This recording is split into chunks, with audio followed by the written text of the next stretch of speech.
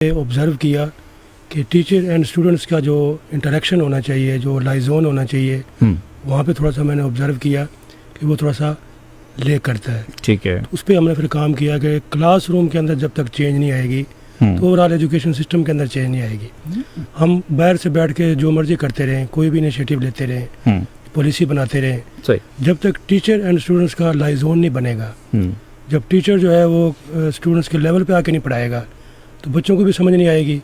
وہ ٹیچر بھی اپنا جو ایس ایل او بیس جو ہے وہ اس کو کمیونیکیٹ نہیں کر سکے گا. ایک تو یہ چیلنج میں نے محسوس کیا، اور میں نے as a C O authoritative جو ہے اپنا اسٹائل نہیں اڈاپٹ کیا، تو as a friendly, strict but friendly. Administration میں بعض اوقات اسٹرکٹ ہونا پڑتا ہے، لیکن فرینڈلی اس لیے کہ جب سب کی پہنچ ہو.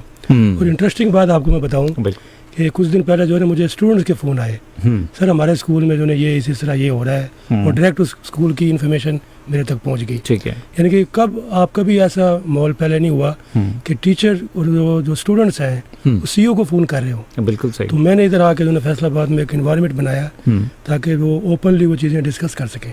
بالکل. سب سے پہلے تو میں نے یہ اس پہ کام کیا کہ ٹیچر اینڈ اسٹوڈنٹس کا لائزون اچھا ہو، لرننگ ان کی جو ہے آپس میں کوآرڈینیشن ہو، وہ جو آپ کے ایس ایل اوز ہیں، ٹیچنگ لرننگ ہے پروسیس، وہ افیکٹو ہو. بالکل. اس کے علاوہ ایڈمنسٹریٹو بہت سارے ایسے انیشیٹو ہیں، وہ ہم انشاءاللہ ساتھ ساتھ آپ سے ڈسکس کریں گے. بالکل.